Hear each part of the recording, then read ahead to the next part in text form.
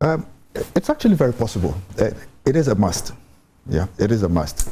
And I use the must because I want to start from a certain point. If you take the Francophone countries, you know, they have the carte d'identité. And all the Francophone countries actually have had national ID cards from time memorial. As far back as I started going to some of the Francophone countries back in late 90s, early 2000s, they all had national IDs. And so you could identify a Burkinabe or an Ivorian or a Togolese. In Ghana, we've had a bit of a checkered history when it comes to identification. Today, it is an imperative that we get it done. And so the National ID project, for me, I think it's a must.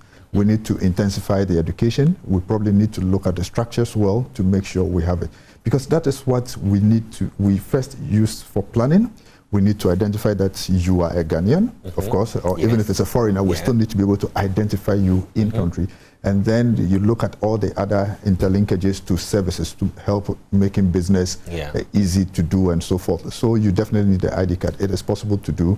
And we How different is the identification system now with technology in mind from what we've had from back in the day? I thought back in the day was also a lot of had serious technology advancements in there. You know, I think that back in the day, it's still technology advancement. Today, what we have, you know, I don't work for National ID, but I've looked at the card and I've looked at some of the features they talk about. You know, the fact that the chip in there contains a lot more information than we had previously. And so we are able to, you go to any particular service, they're able to pick and then be able to identify, and they can pull out all the other information depending on the access that's given to them. So I think that that's a good thing. And if you remember when you were registering for your national ID, they asked you some information. First, okay, somebody obviously confirmed that you're Ghanaian and so forth, or you had your passport and you registered.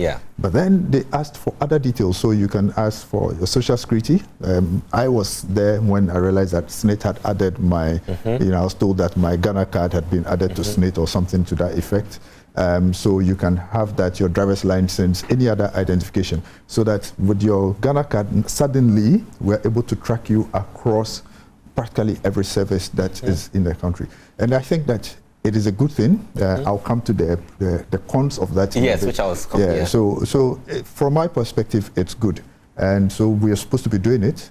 When you give birth to a child today from the hospital, the child should have an ID. So it's not the card that we're interested in so much as the fact that we have a unique identifier for you, which will live with you from when you are given birth to and then when you leave this earth.